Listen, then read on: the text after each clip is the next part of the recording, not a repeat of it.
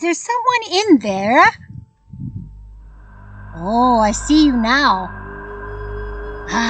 The mistress of this channel has asked me to tell you a very fantastical story that happened in the United States a long time ago. But it is still considered one of the crimes of the century in the United States. And I will be your hostess. My name is Brigitte, and I have first-hand experience. But you need not be scared. It's all over now.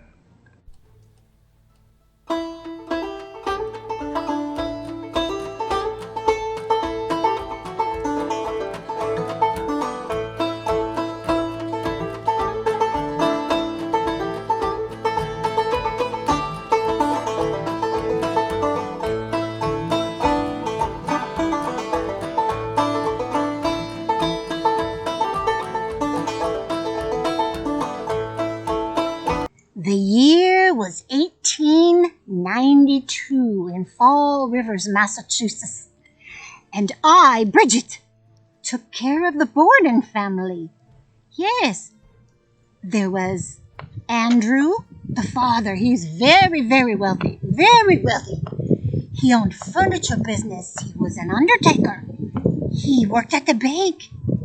He was very wealthy, but he was a miser. Never liked to spend money, and we lived very poor.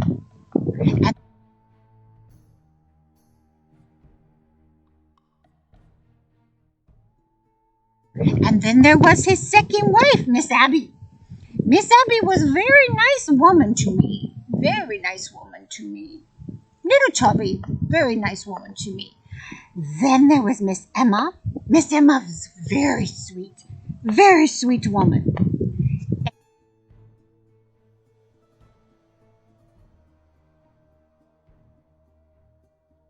Lizzie was a little strange, but I tried to stay away from her for the most part. Now, let's get to the story. So, on August 4th, 1892, it was hot. Oh, I can't even describe to you how hot it was, and I was not feeling good that day. I was not feeling well that day. But we had visitors, Mr. John Moore, who was the brother-in-law of Mr. Andrew. He had come to visit the night before, and so I had to make breakfast for everyone, as always. So, Mr. Moore, Andrew, and Abby had all sat down to eat. Now, Miss Emma had gone away. She was getting a dress fitted, so she was gone for several days. So Miss Lizzie was still upstairs stirring. I don't know what she was doing. She comes down late. She never eats with the family, so I had no idea where she was. But I was taking care of everyone, and they were having a discussion. It seems that Miss Abby's sister was about ready to lose her property. And so they had some discussions, and Mr. Andrew had let it be known that he was going to sign that property over to Miss Abby's sister so she wouldn't lose it. And he had also given some other family members some money to help them out in hard times. He had lots of money. I never saw it, but he had lots of money. Mr. Moore had stopped by. I believe he was wanting to dabble in business. And so Mr. Andrew thought maybe he could help him out as well. I thought I saw Miss Lizzie on the stairs. May have been my imagination. But if she would have heard that, she would have been very angry because, as you see, Mr. Andrew didn't really share with them, with the girls. They were spinsters. And never had any prospects for marriage or anything like that. And Mr. Andrew lived very meagerly. You could say he was a homesteader back in those days. He liked to recycle and reuse and pinch pennies and on a budget and that type of thing. And the girls did not like that. No, they didn't. They thought they should be living up on the hill where the rich people lived, but Mr. Andrew would have none of that. Now, I should go back and tell you that their mother died when Miss Lizzie was about 2.5 years old. It was I shouldn't have even brought it up. It makes me so sad. I've lost my hanky. Oh, excuse me. Oh, she was such a sweet one. And Miss Lizzie was only 2.5. Now, it wasn't long after that, though. Mr. Andrew needed a woman in the house, and he married the spinster Abby.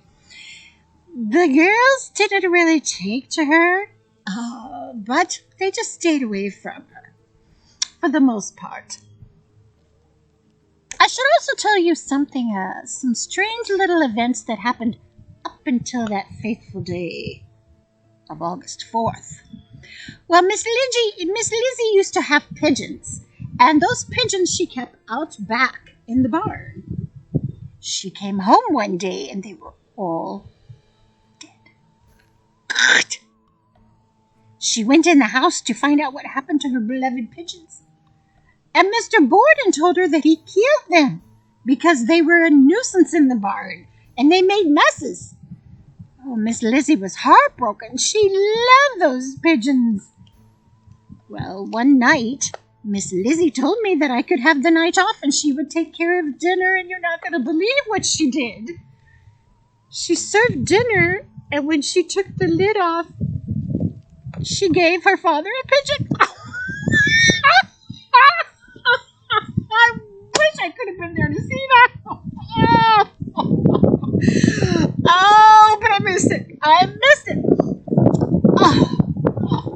Oh, well, and then we started hearing rumors that Lizzie had tried to buy some arsenic. Arsenic? Well, I don't know if that was true or not, but Miss Lizzie said she had gone looking around for some cleaners for her mink coat. I don't know if she found the arsenic or not, but I will tell you what. The week before last, everyone in the house came down very, very sick. Very sick. You think your COVID is bad. It was coming out both ends. Both ends. But we recovered. We all recovered. Oh. So now it's time to get to that fateful day. So the morning started out just like any other morning. As I said, I was feeding breakfast to the Borden family and their guest, Mr. Moore. When they finished, Miss Abby cleaned up the dishes, and I went and got fresh water from outdoors to do the dishes, and Mr. Moore left, and Mr. Andrew went to work. He liked to work for several hours just down the street, and then he would walk back home and take a little nap, and then he would go back to work for a while. You can do that when you're filthy rich. So anyway, on that day, after we had cleaned up everything in the kitchen, Miss Abby went upstairs to clean the guest room where Mr. Moore had stayed, and Mr. Andrew had gone to work. I was finishing up in the kitchen, and Miss Lizzie said, "Bridget, today is a wonderful day for you to clean the windows." I about fell over. As I told you before, I didn't feel very good at all. Probably from the remnants of that arsenic that I was given the week before, but I don't know for sure. But I didn't feel very good, and it was hot. It was so hot. But I have to do what my mistress tells me to do. So she said, "I think you should start with the downstairs. Do the downstairs windows, and then do the upstairs this afternoon when you feel better." So that's what I did. Miss Abby was upstairs cleaning. Miss Lizzie was going to take care of the kitchen for me, and I went outside and started washing windows. Miss Lizzie started pulling blinds. I suppose so she could see the dirt better from the inside. I did all of the bottom windows as I was told. I threw up one time. I was so hot and sick. And then, I think it was about 10:30, I saw Mr. Borden coming down the street. So Mr. Borden says to me, Bridget, what are you doing washing windows on such a hot day? Can't that wait? And I said, Mr. Borden, Miss Lizzie asked me to do it. I must do it. He went to use the kitchen door and it was locked, which was odd because I had just gone out. I had to go back and forth with water. But the door was locked and I'm struggling. And Miss Lizzie came and opened up the door. Well, I was still not feeling good. Mr. Andrew was going to take a nap, so I thought this is a good time for me to nap as well. So I asked Miss Lizzie if I could go upstairs and just lay down for a while, and I would finish the windows later on, and she said yes. As I was washing my hands and putting away my tools, I noticed Miss Lizzie take off Mr. Andrew's jacket and Mr. Andrew's shoes and help him lay down on the sofa in the sitting room. And I went to sleep. Well, I wasn't asleep long. I was not asleep long. When I hear, Bridget! Bridget! I flew downstairs as fast as I could and I said, yes, Miss Lizzie. And she said, someone has broken in and killed Father. Please go get the doctor and our neighbor. I flew out the door. I flew as fast as I could next door and I said, someone has killed Mr. Andrew. I haven't seen it. I don't know for sure. Miss Lizzie was awful calm to have her father so dead. And then I ran to the doctor as fast as I could. Oh, and when I got back, there were so many people there. And I had to look. And there was Mr. Andrew with half of his face missing. It looked like somebody had come in and let him have it. Time and time again. Oh, it was awful. Soon the police came, and they were questioning Miss Lizzie. And they looked at her. They didn't ask to see her hands. They didn't look at her feet. But she had no blood on her. I had no blood on me. And so Miss Lizzie said, I don't know what happened to Miss Abby. Do you think you can go look? I was scared to look. I did not want to look. But you have to do what your mistress says. So I went up the stairs, slowly as I could. And I looked in my room. There was no Miss Abby. I looked in the other guest room. No Miss Abby. I looked in the guest room where Mr. Moore stayed, and there was Miss Abby laying on the floor on her face. And it looked like somebody had stabbed her and stabbed her and stabbed her. Like they hated her. Oh, I flew down the stairs crying my eyes out. And I told the police, she's upstairs. And Miss Lizzie said, we must get a hold of my sister Emma and let her know what happened. She asked me to go and send her a message. So I did. Well, a murder like this, a double murder, had never happened before, especially with so many different suspects. I was even a suspect, and I was outside. Miss Lizzie was a suspect. Miss Emma was suspect, and she wasn't even home. Mr. Moore was suspect. People said he could have come back. And then there could have been an intruder that got in. But all of those things people would figure out couldn't actually be. Someone saw me outside, so that helped my case. Miss Emma had a witness that she was with them, so that helped their case. Mr. Moore had a witness that someone was with him, so that helped his case. Lizzie didn't. Lizzie did not have a witness. However, when she was questioned by the police, she said, I went out to the barn. Well, why were you out to the barn, Miss Lizzie? Well, I was going to go on a fishing trip, she said, and I was working on my lures and my string and getting everything ready. But you must remember it was hot. And you think it was hot outside. It was hotter than Hades up in that barn, but she may have been. They asked me if I saw her. I did not see her. And remember, the door was locked when I tried to get back in. So how did Miss Lizzie lock it on her way out? I could never figure that part out. But it didn't help the case that they took Mr. Andrew and Miss Abby and put them right on the kitchen table.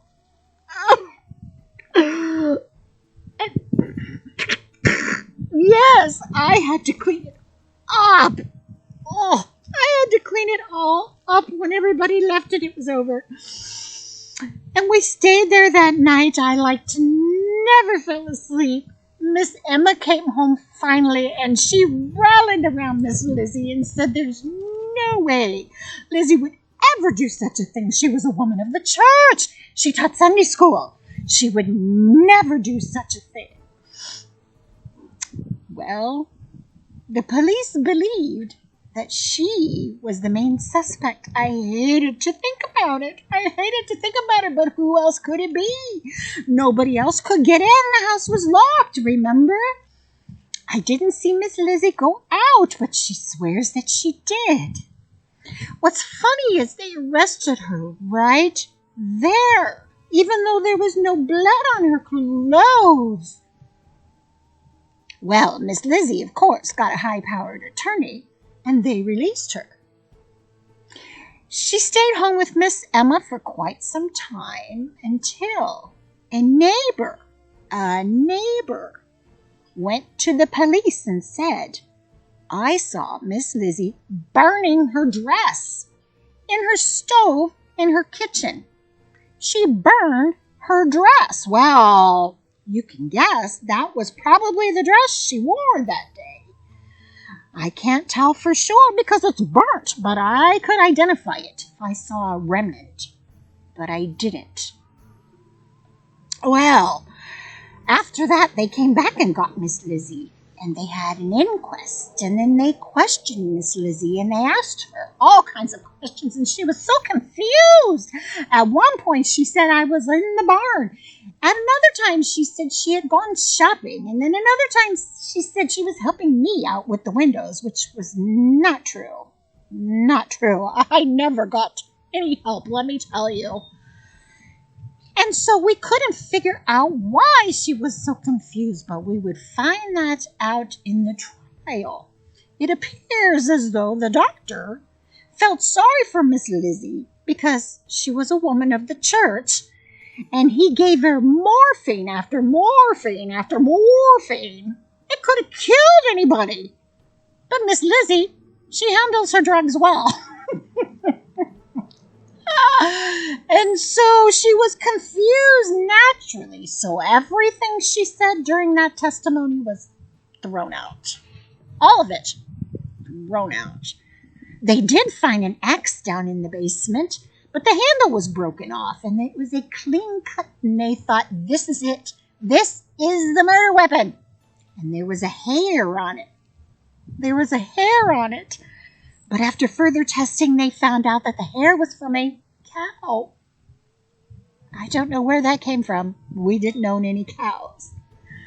Well, the trial went on and went on until the prosecutors decided to go right to the blood and guts of the story. I will never forget the day of that trial. They brought out a skull of Mr. Andrew and the skull of Miss Abby, and both of them had been murdered. And they tried to show that the axe fit right where their skulls were crushed. Oh! It was one of those things like a train wreck. I couldn't keep my eyes off of it. But Miss Lizzie fainted. Oh! She fainted. She's so delicate, that Miss Lizzie. Oh, it was just an awful trial. They brought in people, they brought in doctors, they brought in witnesses that said she had tried to buy arsenic, how everyone in the family was sick, how Lizzie didn't want a doctor to take care of anyone when they were sick, how her father had killed her birds, how Lizzie was upset because she had no money, how she wanted to live on the hill. All kinds of evidence.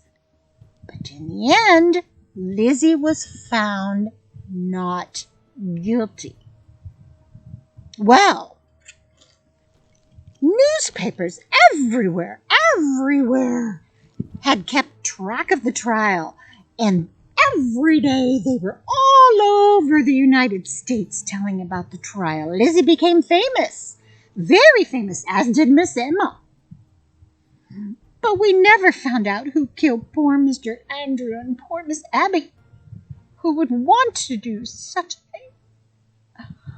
I couldn't work for the family anymore. I just couldn't. My heart wasn't in it. Every day there were reporters and newspaper men, and they were at the trial, and every day they would record what happened and draw pictures and come to their own conclusions, and it became the trial of the century in the 1800s, and newspapers were everywhere. Well, Miss Lizzie and Miss Emma became quite famous. Every day when they walked in and out of the courthouse, little children would be outside, and they had come up with a little sing-song thing as they jumped rope, and they'd say, Lizzie Borden took an axe and gave her mother 40 whacks. When she had sold what she had done, she gave her father 41, which wasn't quite true. Mr. Andrew only had maybe 10 stab wounds, and Miss Abby only had maybe 18, which is bad enough, but not 40 and not 41. After the trial, Miss Lizzie and Miss Emma sold the house.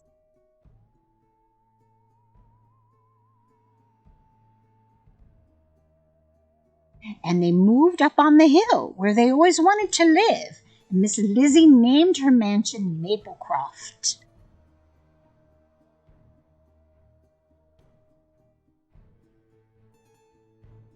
I didn't work for them anymore. I couldn't get over it. I just couldn't get over it. But I heard that they had lavish parties and that Miss Lizzie would travel all over, especially to New York. And she became very, very good friends with an actress. I believe her name was Nance something O'Neill.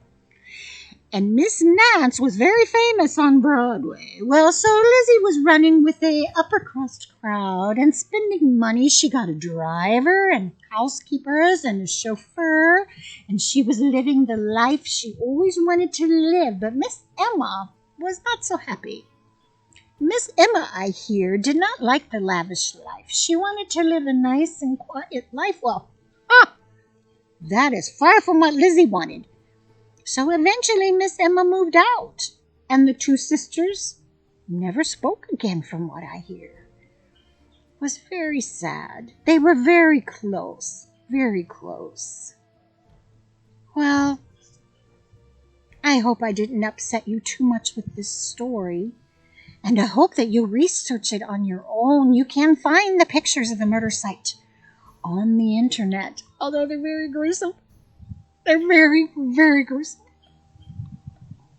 If you're wanting to know what I think happened, I believe Miss Lizzie did it. She was the only person with opportunity.